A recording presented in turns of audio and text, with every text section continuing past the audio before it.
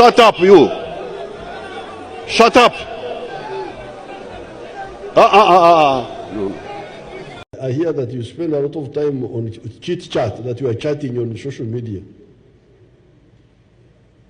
Are you chatting with people who are knowledgeable, or you are exchanging ignorance? Atenga olunaku lwakutaano olwaleero nga President Yoweri Museveni alina okumitinga abasuubuzi mu kibuga Kampala oluvannyuma lw'okuggala amaduuka gaabwe olw'ensonga ya Efris taxi n'emisolo emirala mingi egyeyongedde ku basuubuzi. Olunaku olwaleero President alina okumitinga abasuubuzi wali mu kibuga wakati munnaye ate tulabe obanga batusenderezako ku misolo egyekanamye waggulu ate nga ensimbi zo zibuze mu ggwanga ate nga jjo emisolo gyeyongera kugenda mu maaso. Era nga munnaye abasuubuzi si basanyufu n'akatono olw'ensonga nti gino emisolo gibateerwako ate ne bawunzika nga tebalina kye bafunyeemu. Bo bagamba nti emisolo gyandisigadde ku ba companies ennene ate bo ne basosola gye babadde basasula olw'ensonga nti nno bambi emisolo gino gibakosa nnyo kubanga tosobola kugamba nti nno omusolo omusinga gugenda omuntu atunda frasika n'agifunako nnusu lukumi ate nga gavumenti erina oddutwala lwonna. Munnange President Yoweri Museveni yalina ekigambo ekisembayo era nga nsaana weewulirireko ababaka ab'enjawulo nga bayogedde kweno ensonga ate nga ne President kyabawadde ekisembwayo ekigambo ate munaye oluvannyuma balyoke baggulewo amaduuka. Mujjukire nti leero olunaku lwakuna oluvannyuma lw'abasuubuzi okwediima era ne baggalawo amaduuka gaabwe okuva olunaku olwokubiri ate nga leero munaye salesale ate okumanya ekituufu oba nga bakyeyongerayo n'ensonga zino ey'okwekalakasa baggulewo amaduuka oba nga bagenda gaggulawo oba nga bagenda bakwatiramu emisolo. Tugende mu maaso nawe weewulirireko abantu ab'enjawulo. You mentioned last week, you raised the concern of traders who did come to approach myself and a couple of other members of Parliament, raising several concerns. High taxes, the modus operandi of enforcement, Efris, and so on. We discussed those issues here, and your guidance was that the Committee of Trade was going to process these matters and get back to us. Trade and finance. Yes. But there's an emergency situation currently, Right Honourable Speaker. Traders are on strike. Shops downtown Kampala are closed, in Masaka and other parts of the country. I think that even as we wait for the committees of trade and finance to process, would it not be procedurally right for the executive to talk to us about this situation, because it has a huge impact on our economy. The traders are saying they're going to keep their shops closed until their issues are addressed. Last week we were told the executive was going to meet them so they can share these concerns. That meeting has not happened, and so the strike is on and they are unrelenting. Would it not be right for the executive to give us an update now what they're doing? Because thank you, Right Honourable Speaker and Honourable colleagues. Honourable colleagues, I would like to draw your attention to the three most important entities in this country towards taxation. I think we are over-blaming Uganda Revenue Authority in exercising its mandate. The issue and the solution lies between the front bench and Parliament.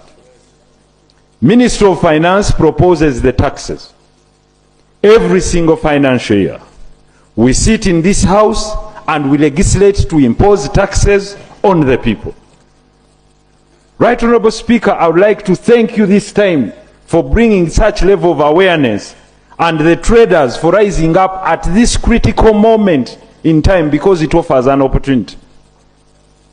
Right Honourable Speaker, the highest burden towards the taxpayers is the number of taxes the number of taxes imposed on them. Uganda is one of those countries, not the country with the highest taxes in the world, but one of those countries with deterrent taxes which are very high, levied by this House. That is why businesses are not able to survive without asking for tax cuts. Therefore, if you to pay every single tax diligently, you will find that you will have no single growth as a company. When you have high taxes, definitely you will have low growth. because you'll have low savings for further investments or for future investments. Therefore, we as Parliament should advocate for low taxes that are easy to understand. In that, we shall solve this, we shall create a solution for our traders.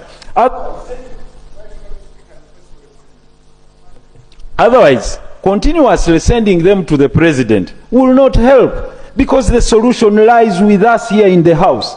If you are talking about VAT being at 18%, it is legislated by us.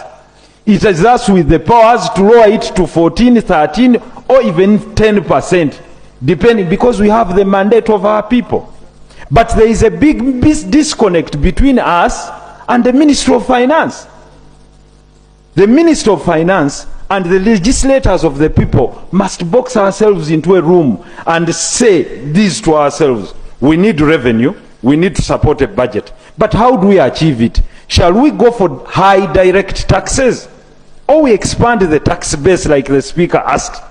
Should someone sell a cow at 4 million shillings and not pay a single tax, and someone sells a cup at 1,000 shillings and pays a tax? Is that a fair taxation system? You understand what I'm saying?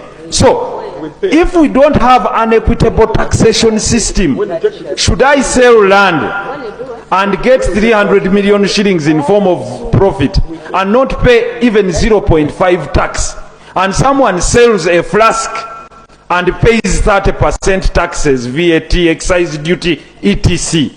Or we should go to broaden the tax base but lower taxes, so we attract many people to pay taxes and also remain with profitability, a gap for profitability that will spur growth.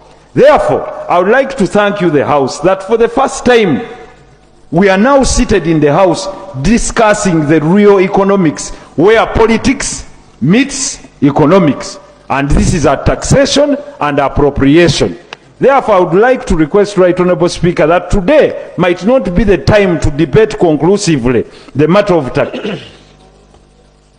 Finally, as I conclude, Right Honourable Speaker, since today is not the time to talk fully about taxation, I request that we constitute ourselves into a committee of the whole House. Not leave it to only the Committee of Finance, so that we talk about taxes, we talk about values, we talk about everything, even subsidiary legislation that we've delegated. Subsidiary legislation is what will involve the gateman, the gatekeeper, URA. Because URA only works on your rate and goes to farm taxes. It's like if you tell a gatekeeper that tell the people that I'm not inside, they'll definitely turn them away. Thank you. Because the policy will be coming from you. Finally, Right Honourable Speaker, you've always asked from Ministry of Finance to tell us other sources of NTR.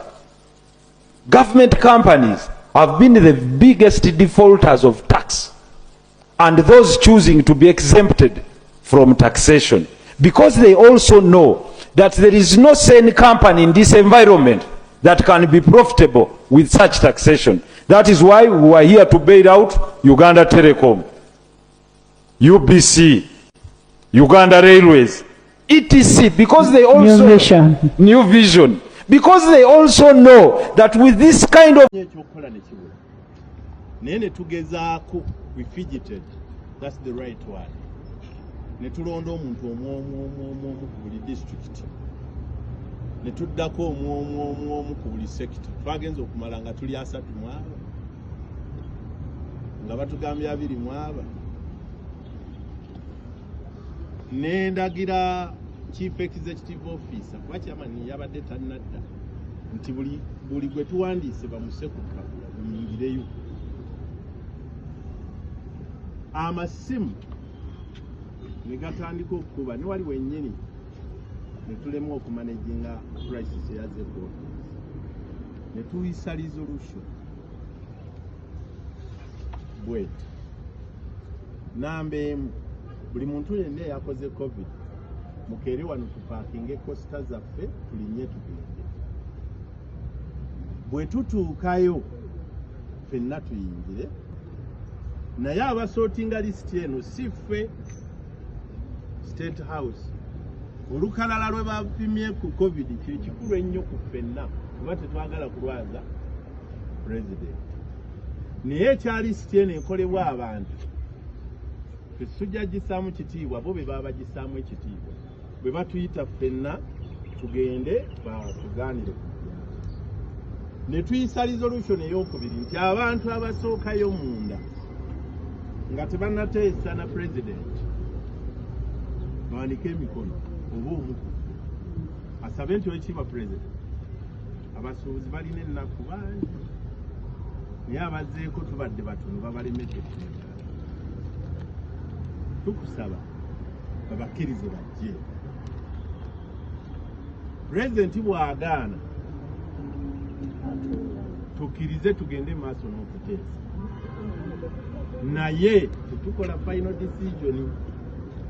Tutegeeragana tetukola final umugambe w'ekiba president tubiwulidde by'oyogera. Bwe biba bitumala okukkaanya ne bye twagala tusobola okuyita abasuubuzi tubawulira amawulire, naye bwe biba nga tebiwera tumusabe ajje oba ekkololo oba mu conference center abibeegambire nga bonna baweddeyo. Yabadde resolution lukiiko olwatudde ku kaseera. Nze mwennyini bwe tutuuse wano nga mufuna amasimu ag'enjawulo n'aba n'amagye oba kikaaki oba kikaaki abaddugavu tukooye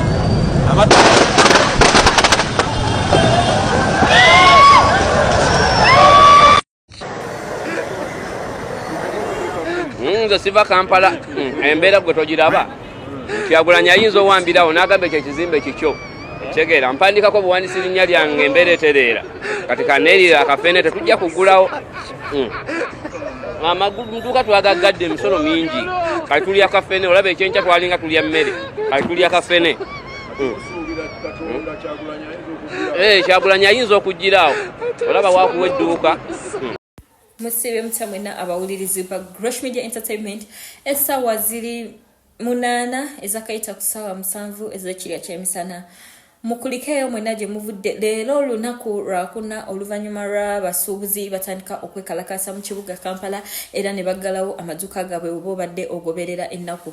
Ng'era olunaku olwokutaano lwe balina okumitinga omukulembeze w'eggwanga ate nga Parliament yatudde nsaana naawe nga woowuliddeko emabega ka clip ke bawadde aka Honorable Nsereko ng'era abadde awaayo obubaka mu Parliament olw'abasuubuzi era addukirira abasuubuzi. Oluvannyuma nga nnaku lumu nga abasuubuzi bakekalakasa Honorable Nsereko yavaayo n'ayogera nti abasuubuzi bakiwuliremu olw'ensonga nti nabo babadde banyigiriza abatembeeyi nga abatembeeyi babanyigiriza nabo nga basirise. Naye olunaku olwaleero bambi yagenze mu Parliament n'ayogera mu Parliament era ffenna twadde tumanyi oba agenda kwogera ki, naye era n'akikiikirira abasuubuzi mu ngeri emu oba enjawulo era n'ayogera Parliament ng'okusalawo we kugendera ddala mu maaso. Mujjukire nti olunaku olwaleero okwekalakasa mu kibuga Kampala we kubadde kulina okukoma era nga basooka mitinga mukulembeze w'eggwanga boogere ku nsonga z'obusuubuzi n'ensonga ezibaluma ez'okukendeeza emisolo oba obadde obigoberera. Kati balina mitinga omukulembeze w'eggwanga ate ayogere ensonga tulabe ensonga ki etutwala mu maaso oba tukole tutya kale tukubaganyeemu empawa naki kyennyini ekyokukola oba ki kye tunaakola okulaba nga embeera edda mu nteeko kuba abantu bangi banyigirizibwa kuba ekibuga kiba kigale ebintu ebisenga byekanama ate nga ennaku zino ebintu byakaweerege ebintu bya bbeeyi ddala. Kati kwegamba leero tulinda tulabe omukulu kyanaayogera naye nga kyoba omanya abasuubuzi bali serious era bagambye we batabakola ku nsonga zaabwe n'olunaku olw'enkya bayinza oddugattako oba ne wiiki endala. Naye nga leero okusalawo olunaku olwaleero yesalesale wennyini omukulu oba okwekalakasa kukomaawo oba kweyongereyo kugendera eddala mu maaso.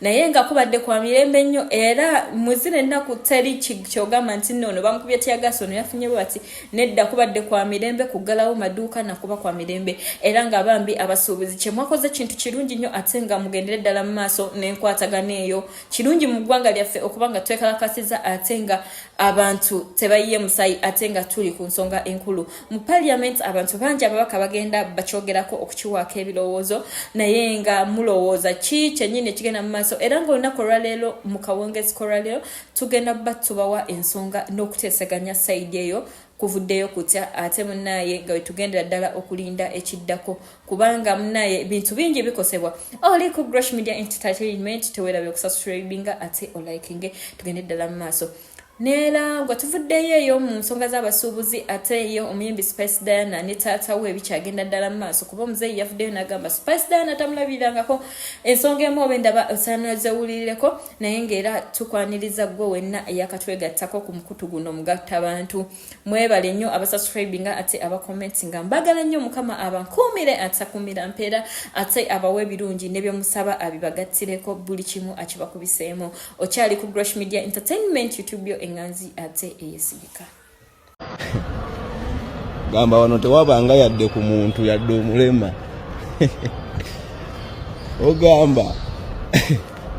ogamba abantu bafudde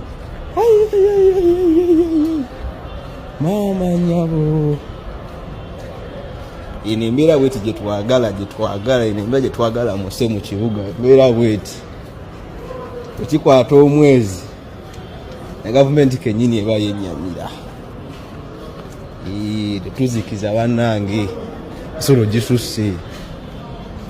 gisusse wano tuli ku kisaawe wano ku hamu olaba elinga kanisa gamba wano muli bannamawulire mulwadde mu interviewinga omwana oba muwulireko nga mentioninga linnya ziri mu interviews kwanza embadde enfolowinga nnyo naye nga talina taata atudde emirembe omwana gwatamanyi nti kitaawe infact omwana alina n'erinnya ly'ekiyisiraamu ninagirezaala abamuddako nti otandika otya okuba okumanya oba wazibire oba siriwe tuziise mu kyalo tabaali abaddeyo bikitaliiyo nyina w'omwana agenda okutyayo kuno n'alaba abantu abalala bwe yalekako ab'emikwano gye omwana tajja era yekyaga nti omukazi yagaba omwana akyogera nnyo nga tulinayo erinnya eryabajala kirungi omukyala gye yazaala walala waliyo abaana nga nabo wambuko omwana oyo musiraamu wambuko era omuwala alina erinnya lya hajjala kati abakwano nekidalaga asiwabulire n'ebigambo bye byavuna abantu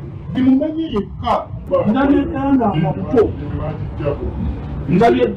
muto ajja ku kyalo kuno nga tuli mwerosi wano ekadde dala n'atambula nabo wano n'omunna amuddako Brenda n'abagulira mu nengoye ne basiba naye ne balya ekyemisana ne bagenda dala n'ayingira mapeere olyaku akasa yayingira akasozi nzizemu mulabako wano oba gyataataaganamu oyinza okugamba ne bagaata era obuuze ku taata n'akomawo omulungi kubanga ddala bwoba oyagala taatawo kati nze siira kiŋŋaana genda mu kyalo nenkuba akaserefi ne taata nenkaexpose nga tolitaatawo andi lunaku ekifaananyi nakisa imagine tipi nga bateekawo ekifaananyi kya Diana Diana ebigambo byakunkumuka nesibira byamwesisa omutima naga etaata bwatyo bwe yeeteze asuubira ejja kunziba bwatyo n'omukyala imagine yakuba essimu n'ayomba teyakubira zikibira yakubira mulamu we kati Diana asuubira we byajja okukola okwetega tubira omwana ajja muwa ssente bwatyo omukyala teyakubira zikibira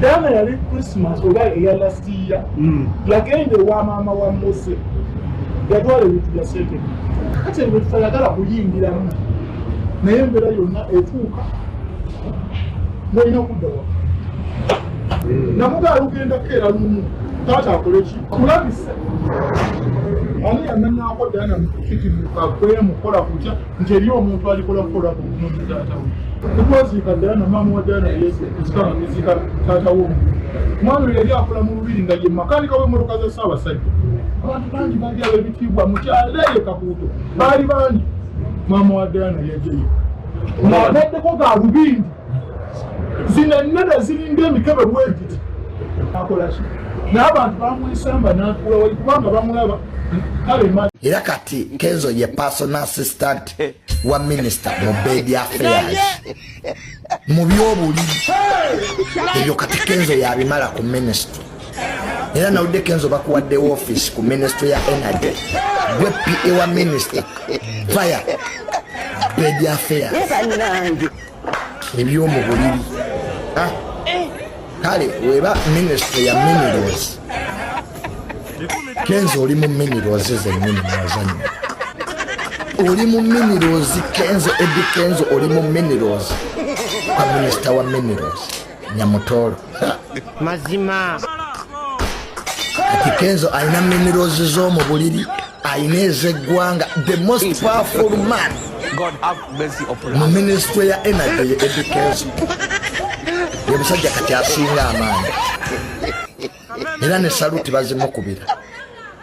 Era n'ekifo bamuwadde personal assistant of the minister via Baby Affairs. So Kenzo ke tukusabire lema namuza mutusasire mutuleke mwatusaliza kati eno party firimu we bajja gwera ku party 1 kati tulabe party tulabe firimu stayani is it amuza olema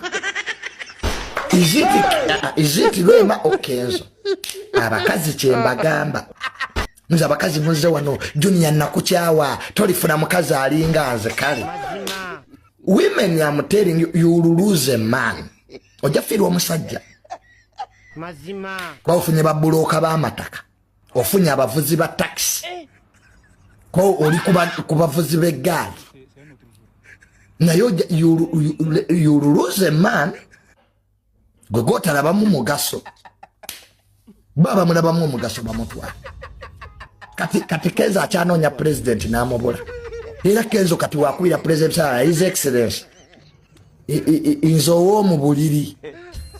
Is this? I'm the one in the bed of the minister. Kenzo. Okay, what do Kenzo katachano nya president nambo?